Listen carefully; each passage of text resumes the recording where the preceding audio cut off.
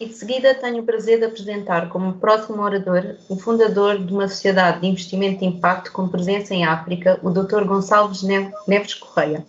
Antes de fundar e ser CEO da Third Way Africa, uma entidade financeira com foco em impacto e que opera na África do Oceano Índico, foi diretor na JP Morgan em Londres, liderando investimentos estratégicos na Europa e sendo também administrador em diversas empresas do portfólio. Trabalhou na McKinsey, focada em estratégia de instituições financeiras e iniciou sua carreira em banca de investimento como analista de vendas e research de ações na Goldman Sachs em Londres. Tem uma licenciatura em Yale e um MBA em Harvard. Passo então a palavra ao Dr. Gonçalves Neves Correia. Muito obrigado. Boa tarde a todos e obrigado pelo convite por poder participar no evento de hoje. Como dizia a Antonella, o meu nome é Gonçalo Neves Correia e sou um dos sócios fundadores e o CEO de uma firma chamada Third Way Africa, que é uma firma de Impact Investment e Advisory. Portanto, temos duas vertentes no nosso modelo de negócio. Por um lado, trabalhamos com uma série de clientes, tanto do setor privado, como de agências de desenvolvimento, fundações, ONGs, como advisors, sempre com enfoque em sustentabilidade, e também temos uma parte de investimentos, onde somos asset managers, nomeadamente em setores específicos, tanto na parte de equity como na parte de dívida. E como o nome da nossa firma sugere, Third Way Africa, o nosso enfoque é principalmente no continente africano, em diversos países, e mais recentemente temos tido a oportunidade, pelo trabalho que tínhamos feito em África, de ter sido convidados para trabalhar também fora do continente, nomeadamente na América Latina, Europa e nos Estados Unidos. Ressalto isso como um ponto interessante porque acho que para nós tem sido um exemplo de como a África e as experiências que temos tido em implementar estratégias de sustentabilidade em África podem acabar por ser um exemplo em trabalho que pode ser feito fora do continente. A minha intervenção hoje é para falar da criação de valor usando, digamos, a sustentabilidade como uma alavanca de criação de valor. E gostaria de falar de vários pontos. Começar pelo qual é o contexto atual, portanto falaremos um pouco de porque é que isto faz sentido, na nossa opinião, no contexto atual. O que é que significa a criação de valor no contexto de integração de princípios de sustentabilidade? O que é que isto significa a um nível prático dentro de uma empresa, ou seja, a nível mais micro? E, por último, falar um pouco de como é que se pode alavancar o ecossistema à volta de uma organização para não ter que reinventar a roda e aproveitar as experiências de outros e principalmente os recursos de outros dentro dessa, digamos, dessa ambição de criação de valor através da sustentabilidade. Começando pelo primeiro ponto, o contexto atual. Eu peço desculpa porque não pude assistir ao evento desde o início, portanto imagino que já alguns dos outros oradores tenham falado disto, mas acho que é importante ter a noção de que encontramos num período da história fascinante. Estamos a ver que a rapidez das mudanças, digamos, do câmbio em termos de desenvolvimento económico, desenvolvimento social, desenvolvimento tecnológico, tem sido exponencial. Portanto, o ritmo de mudança que vemos num curto período de tempo, no passado teria levado uma década ou até 50 anos. E isso significa que a nossa, digamos, consciência do que é que virá no futuro também está a mudar, digamos, dentro desse contexto de mudança exponencial. O que é que isto significa? Nós temos estado, nos últimos séculos, por pô-lo de alguma forma, a apostar num sistema de desenvolvimento económico muito baseado na filosofia da Revolução Industrial, de basicamente usar recursos limitados, produzir um benefício utilitário muito a curto prazo, criar resíduos e voltar a começar. E isso tem-nos levado a, basicamente, a hipotecar o futuro. Ou seja, estamos a ficar sem plafond no nosso, digamos, no nosso cartão de crédito, na nossa hipoteca. E isto tem sido uma realidade que nos últimos anos, nomeadamente, eu diria, nos últimos 24 meses, tem ganho digamos, um reconhecimento global muito mais a muito mais escala do que tivemos nos últimos anos. Ou seja, hoje em dia, a maioria das pessoas entende que estamos a caminhar para o precipício, desde um ponto de vista de câmbio climático, desde um ponto de vista de equilíbrios sociais, e se vamos poder, digamos, voltar a entrar num modelo de desenvolvimento económico que volta a ter plafond, temos que mudar rapidamente. E isso é o que hoje em dia, basicamente, é um movimento de sustentabilidade dentro digamos, do modelo de desenvolvimento económico, ou seja, é mudar completamente o paradigma. O que é interessante é que isto é uma conversa que não é nova, ou seja, há muita gente, antes disto ter ganho a escala que tem hoje em dia, que já está a falar disto há anos, há décadas, dentro de vários tipos de organizações, nomeadamente no setor do desenvolvimento, nomeadamente no setor das ONGs, mas o que não tinha acontecido é que o setor privado, e nomeadamente o capital institucional, tinha ganho este reconhecimento de que temos que mudar o nosso paradigma. E esta foi a grande mudança dos últimos anos. Quando são lançados os Objetivos de Desenvolvimento Sustentável no final do ano 2015, coincide com o mesmo ano do COP21 em Paris, e este ano é um ano importante porque temos o COP26 em Glasgow, começa-se a fazer a pergunta de, mas quanto dinheiro é que isto vai custar? E começa-se a falar de trilhões de dólares, ou seja, de orçamentos de 3, 5, 7 trilhões de dólares anualmente para poder ter alguma chance de chegar a esses objetivos de desenvolvimento sustentável para o ano 2030. Ou seja, para poder voltar a ter um paradigma de desenvolvimento económico onde existe mais uma vez plafond. Ora, trilhões de dólares é um múltiplo muito grande daquilo que hoje em dia é o funding, os recursos da comunidade de desenvolvimento.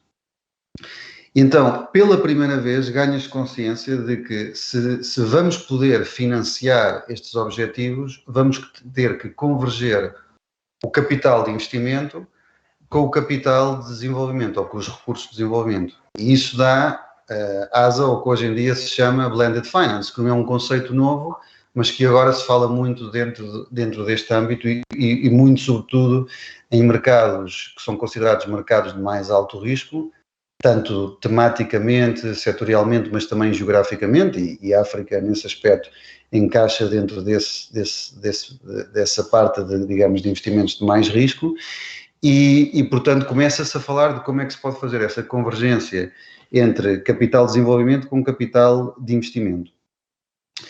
O que é que isso significa? Isso significa que hoje temos um mercado. Há mercado para a sustentabilidade, e quando temos mercado, pode-se criar valor. Portanto, sem oferta, ou seja, sem procura não há oferta, e hoje em dia o que temos é muita procura, ou seja, há um reconhecimento do capital de investimento de que efetivamente querem comprar sustentabilidade. E, portanto, há efetivamente uma oportunidade da criação de valor, porque criou-se um mercado que se calhar no passado não existia. Pronto, esse é um pouco o contexto, e eu acho que é importante porque isto está-se a acelerar a um ritmo que daqui a 6, 12 meses vamos ver que é quase impossível ir a um website de uma empresa, e principalmente uma empresa no setor privado, onde não haja uma pequena pestana que diga sustentabilidade, ESG, etc. Hoje em dia é quase impossível estar no mercado sem pelo menos reconhecer que isto é uma realidade que todos temos que tentar, digamos, temos que tentar executar um plano dentro dessa realidade. Agora, ao mesmo tempo, estamos numa fase ainda um pouco embrionária em relação a isto tudo, ou seja, fora do Dow Jones, do S&P 500, dos FTSE 100, etc., uma empresa, uma pequena, média empresa, até algumas empresas com alguma escala, hoje em dia ainda não sabem exatamente o que é que significa a sustentabilidade dentro de um contexto de criação de valor.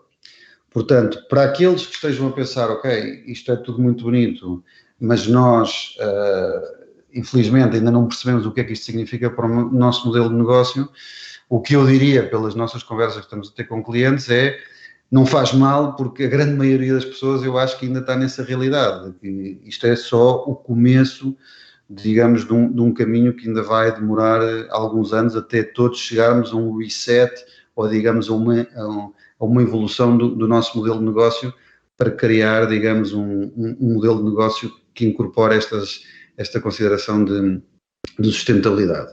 Portanto, para dar um exemplo, hoje em dia toda a gente começa a falar de net zero, de como é que podemos chegar a ter um footprint de emissões de carbono e de outros tipos de gases que sejam neutras, digamos, desde um ponto de vista do que é que nós como empresa estamos a emitir. E as pessoas estão a fazer este tipo de commitments a médio e longo prazo, mas não sabem o que é que isto vai significar nos próximos 2 a 5 anos. E isso eu acho que é normal, e nós estamos a ver que para muitas empresas, até empresas com grande dimensão, como se diz em inglês, these are early days. Portanto, esse é um pouco o contexto. O que é que isto significa em termos práticos e em termos micro para uma empresa, em termos de criação de valor? Existe o reconhecimento de que, hoje em dia, a sustentabilidade já não é filantropia e já não é corporate social responsibility, que é o que nós víamos há pouco tempo, até há 1 ou 2 anos atrás, digamos, nos annual reports de muitas destas empresas, que basicamente falava-se de responsabilidade corporativa, social, mas não tanto de sustentabilidade. Hoje em dia a pergunta é como é que se pode criar valor económico dentro de uma empresa, integrando princípios de sustentabilidade dentro da estratégia da empresa. E o que é valor económico? Valor económico é o crescimento nas receitas, diminuição de custos ou redução do custo de capital. Se uma empresa consegue fazer 1, 2 ou as 3 dessas coisas, está a criar valor económico, e a pergunta é como é que se pode fazer isto integrando princípios de sustentabilidade. E isso é o trabalho que nós temos vindo a fazer com empresas no continente. E vou dar um exemplo, talvez um exemplo prático do que temos estado a fazer com um player com já alguma dimensão, uma empresa que tem receitas de cerca de $1 bilhão, presença em 13 países africanos, no setor de consumer goods. Esta é uma empresa que vende produtos digamos, de consumer goods, sobretudo no setor de bebidas, tem uma rede de distribuição importante, portanto tem no continente cerca de 200 mil pontos de venda, o que significa que semanalmente consegue servir 100 milhões de consumidores no continente. Historicamente, esta empresa via-se a si própria como uma empresa que vendia um produto que os consumidores queriam comprar e pouco mais do que isso. Quando nós começámos a trabalhar nos últimos meses com esta empresa, uma das primeiras coisas que dissemos é que eles têm um ativo muito considerável desde um ponto de vista do que se chama last mile distribution, ou seja, hoje em dia, quando se fala em sustentabilidade, fala-se em sustentabilidade meioambiental, mas também social. Na realidade do continente africano, onde a maioria dos países ainda tem populações rurais, e portanto em zonas que estão consideradas como off-grid desde um ponto de vista de acesso energético, off-grid desde um ponto de vista de acesso a serviços de infraestrutura básica, como pode ser água, acesso off-grid desde um ponto de vista de acesso à inclusão financeira, portanto estão em zonas onde não existe uma banca tradicional. Como é que se pode incluir energeticamente, socialmente, financeiramente a esse tipo digamos, de comunidades, uma vez que elas hoje em dia estão off-grid?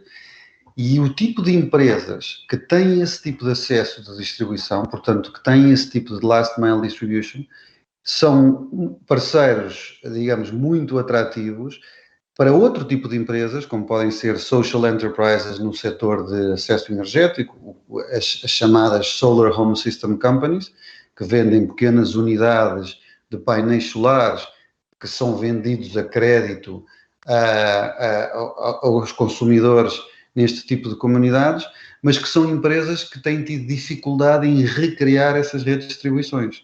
Ora, se nós começamos a pensar em parcerias onde uma empresa que vende bebidas a 200 mil pontos de venda semanalmente a consumidores que hoje em dia estão considerados como off-grid, e essa empresa faz uma parceria com uma empresa que tem serviços de acesso energético ou de inclusão financeira, e onde essa integração passa pela, digamos, pela abertura desse canal de distribuição, temos um win-win. E a empresa que dá acesso ao seu canal de distribuição, basicamente pode encontrar uma nova forma de monetizar esse canal de distribuição. Ou seja, voltando ao nosso esquema básico, aumento de receitas, redução de custos e redução do custo de capital. Aqui temos as duas primeiras a serem, digamos, a serem cumpridas, porque há um aumento de receitas pela monetização dessa rede de distribuição, porque agora se recebem, por exemplo, royalties dos novos produtos que se estão a fornecer a essas comunidades off-grid, e ao mesmo tempo também uma partilha de custos dessa rede de distribuição agora com as novas entidades com as quais se fez a parceria. Esse foi o tipo de trabalho que começámos a fazer com este nosso cliente.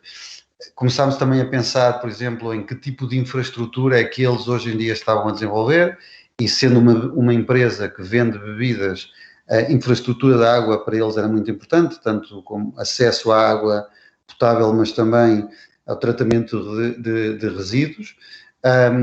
E começámos a pensar, ok, que tipo de players é que se podiam trazer à volta dessas infraestruturas, onde, usando os recursos de fundos de investimento de impacto, poderíamos criar infraestruturas com mais escala, onde o nosso cliente tinha acesso aos volumes e às necessidades que eles precisam para o seu próprio core business, mas onde também se dava acesso a uma parte da capacidade dessa infraestrutura às comunidades que viviam à volta digamos, desses projetos de tratamento de águas, por exemplo. A mesma coisa com cadeias de supply chain locais. Este nosso cliente é um cliente que, por razões históricas, importava grande parte dos inputs para poder levar a cabo, digamos, a execução do seu negócio no dia-a-dia.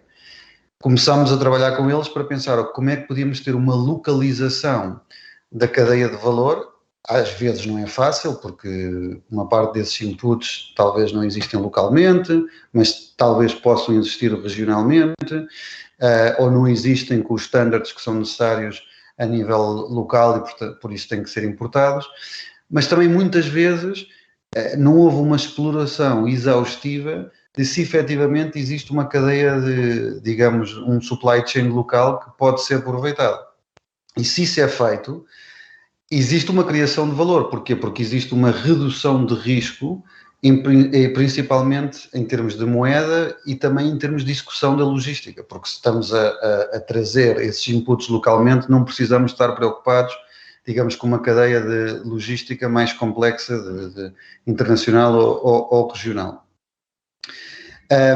Começámos também a pensar em oportunidades de inclusão desde um ponto de vista de diversity e, sobretudo, em termos da rede de distribuição, ou seja, como é que podíamos ter programas de inclusão de mulheres nessa cadeia de distribuição e dar a abertura a capacity building, a treino, a programas digamos, de gestão financeira de pequenas e principalmente de microempresas que estavam a ser geridas por mulheres. E quando criamos este roadmap todo, o que é que podemos fazer? Abrimos um ecossistema de players de desenvolvimento que, com este enfoque, estavam muito mais interessados em trabalhar com este nosso cliente. E, de repente, começámos a partilhar. Sim, muito obrigado, Francisco. E então começámos a abrir a oportunidade de alavancar recursos de terceiros, e não só, digamos, da própria empresa, para executar este plano de sustentabilidade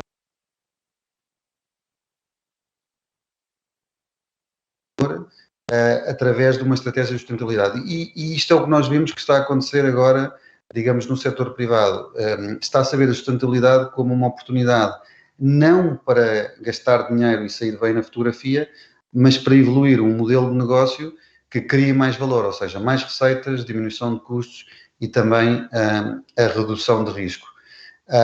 E quando falava da abertura para o ecossistema, nomeadamente no continente africano, existem tipos de organizações que estão muito mais abertas, desde multilaterais, Development Finance Institutions, agências de desenvolvimento e ONGs, a colaborar com o setor privado, se o enquadramento do setor privado é esse. É um enquadramento mais aberto à sustentabilidade social e meioambiental.